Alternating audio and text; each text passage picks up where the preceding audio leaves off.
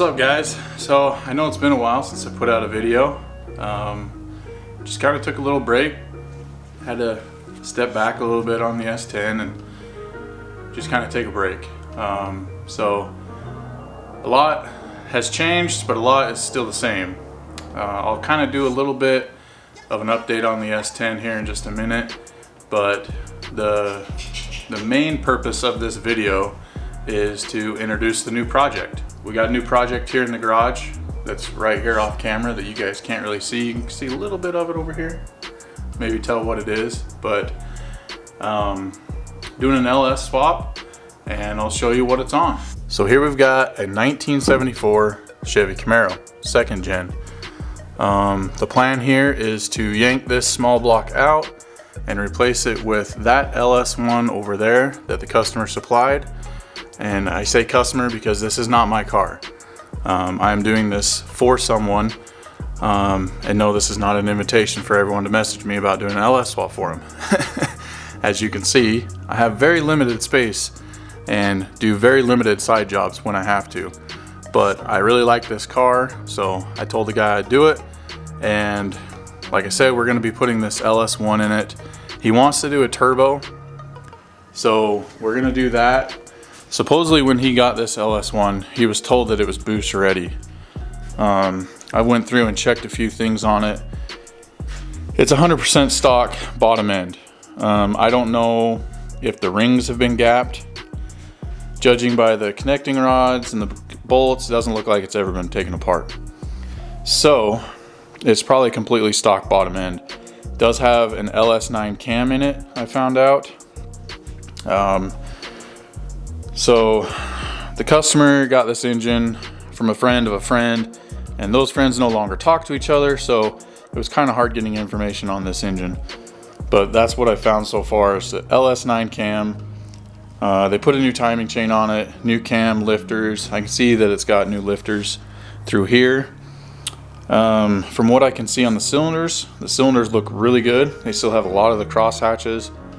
So fairly low mileage, I'm guessing. There was a video of this engine running in a GTO, so we know it's good. It's got dual valve springs from Texas Speed, I believe, already on it, and hardened push rods. So valve train on it's good. It's just 100% stock bottom end. So with the stock bottom end on this car, we're not going to get too crazy with the boost. The customer only wants to, make 500-600 horsepower, which I think should be easy to do and still be reliable with stock bottom end. Probably run 5 to 10 pounds of boost is all, and just kind of keep it safe but have fun with it. But yeah, as you can see, I've already kind of started working on this thing.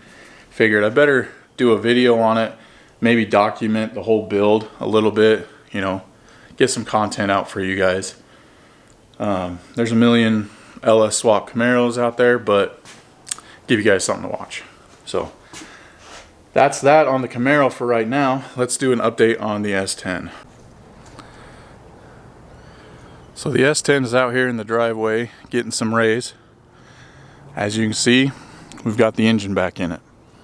So like I said, a lot of things are still the same. It doesn't run, but some things have changed. It has an engine in it. When we last left off with the engine on this, we had disassembled the 5.3. Actually, the last video, we had disassembled the 6-liter. So first it was the 5.3, then it was the 6-liter. The 6-liter had 2 head bolt holes in the block stripped out. So that's when I decided to go back to putting the 5.3 back together. So that's where we're at. And I kind of quit doing videos after that, so let me give you an update. It's still stock bottom end, had the crank polished, new bearings, new rings, gapped rings, BTR stage 2 turbo cam. Had to get a new one because the old one was damaged. So it's the new version stage 2 turbo cam, so a little bit different specs than the old one. New lifters, push rods, reused the springs from the old heads. These are what heads are these? The 799s. So last heads were 823s rectangle port. These are the 799s cathedral port. So I got this stock intake on here because it came with the engine, and we're just kind of using what we have. Plus these intakes work good enough. Actually, they work really well. So changing up the configuration a little bit. Before we had the 4-barrel style intake with the elbow and all that. So we're getting rid of all that and going to this style with the 92 millimeter throttle body here from Max Speeding Rods. This came from them, looks just like the Holly one, but got that from them. Bought that from them, I should say. They didn't send it to me. I actually bought that. Not that it really matters, but Mazir water manifold on here. Look at that thing, man, that is nice. So that will allow me to run the remote water pump in the back under the truck where the radiator is going to be. Let's see, what else? I'm currently just in the process of trying to make fuel rail mounts for these fuel rails to this stock intake. I know that they sell fuel rails for these intakes now, but I'm trying to use what I have. I got some of these fuel injector spacers to try and space it up, because with these injectors it was way too low to get in there, if I can get in there, to make any kind of bracket. So I got these little L-shaped brackets that I made for the last rails, just kind of modifying them, getting them to fit up. But that's kind of what I'm in the middle of there. This was kind of cool, you know, map sensor was here. There was the PCV hose here. I just took those and drilled and tapped them for 3/8 pipe thread, screwed my air temp sensor in there. This is my boost reference line that will go to my block, my little pressure block that has my boost sensor and all the vacuum or boost reference stuff for the turbos and wastegates. But other than that, not a lot other has changed. So now we are stock bottom end Gen 453. So I had those connecting rods. I still have those connecting rods from Max Speeding Rods. Let me go find them, because I had gotten the green light from my engine builder to use them. He said that they looked really good. Here they are right here. He said that they looked really good. He couldn't tell. There we go, Klein engines. He endorsed them. Torque rods at 65. So he took them, looked at them, and checked both sides. And he said that 2 of the 8 needed to be resized on the journal side, the connecting rod side, which isn't uncommon, he said.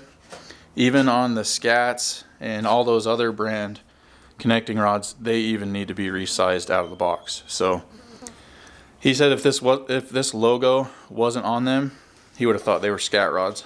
So that's kind of cool. I was going to use these, but these are a 6/125 rod, and I don't know why I thought they would work with stock pistons, but I did. And then I found out I need to buy aftermarket pistons for it. So with having to buy, you know, aftermarket forged pistons, I decided that I'm just gonna wait, because I really wanted to get this engine back together and in the truck for some upcoming races. It's winter here, or it's getting to be winter here in Arizona, which is when our racing picks up. The local track here, it had closed down in June, and then they reopened it. So that's awesome. We thought that we were gonna be without a drag strip, but about a month after they closed it, the driving school, what is it called? The Radford Racing School took it over, signed a lease to run the place. So they reopened it, and it's been nonstop events ever since. Almost every weekend there's a race there, which is awesome, whether it's test and tune or a race. But there is a shutdown showdown coming up, which is, you know, from the finish line on. And then No Prep Kings has added an event in Phoenix at Wild Horse. So I signed up for the small tire class at No Prep Kings, And I plan on doing the shutdown showdown if all things go well and we get this truck back up and going in time. So that was kind of the point of not putting those rods in this motor. Otherwise I would, because I just didn't have the money for pistons and that right now. So we'll use those in the 6-liter that's over here on the floor, and we'll build that one with forged rotating assembly as kind of a backup slash upgrade down the road. All right, so that's enough mumbling. I'm gonna set you guys up on a tripod with a time lapse while I pull this small block Chevy out, and then we'll check in after that.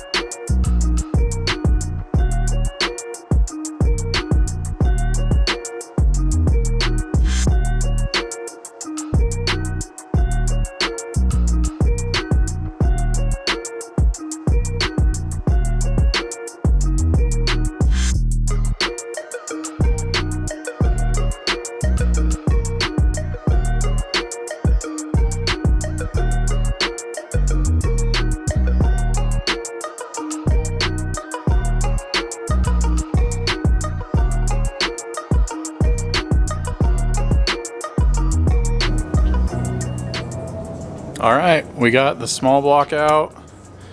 Got over here on the cherry picker all the leftover junk.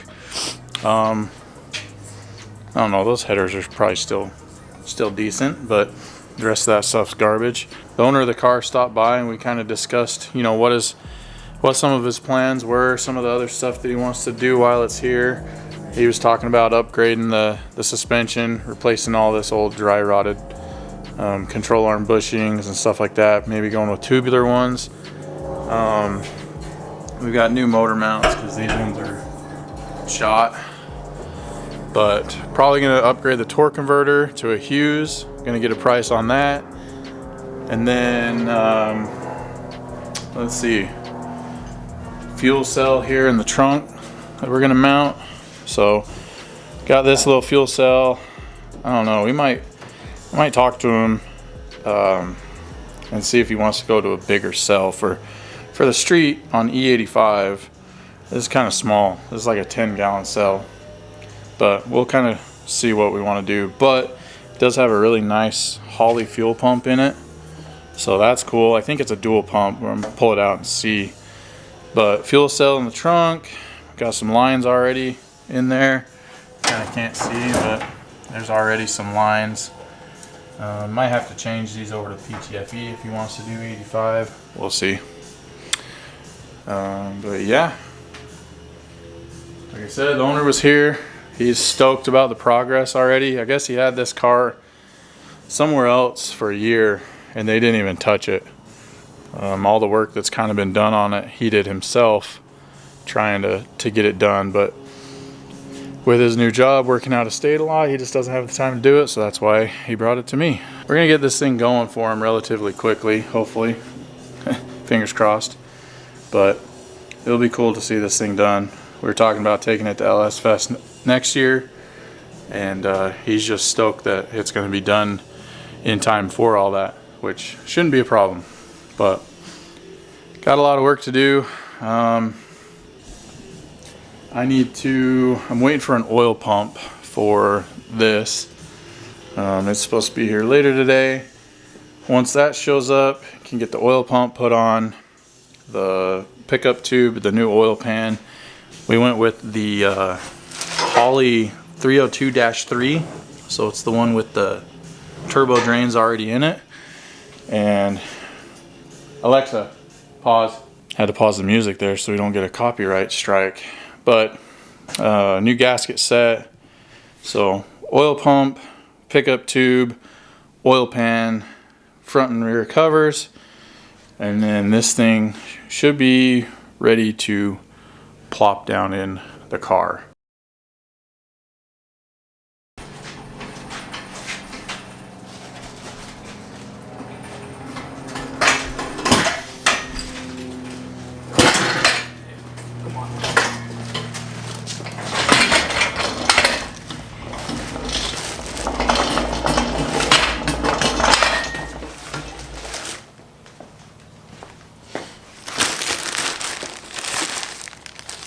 different. Yeah. It's a weird LS. Yeah. It's really different. Looks like one of those early LS ones that had the iron hoods, or what is this? Even earlier than that. Yeah, because this one's in aluminum.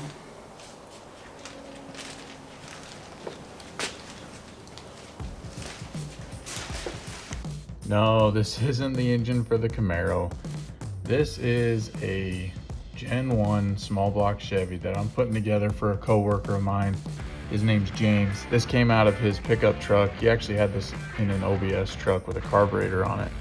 And he had some bad luck with the motor. Someone, a friend of a friend or a family friend or neighbor or somebody rebuilt his engine for him, and it didn't last. Wiped out cam bearings, just, it didn't last. So I'm rebuilding this for him. We're gonna get him set up right so that he's got a vehicle to drive back and forth to work. So yeah, we're just gonna throw this thing together real quick. We'll probably only have time to get the short block put together this weekend, and then we'll kind of work on a little bit more here in the near future. But enjoy the time lapse of me putting together this small block Chevy.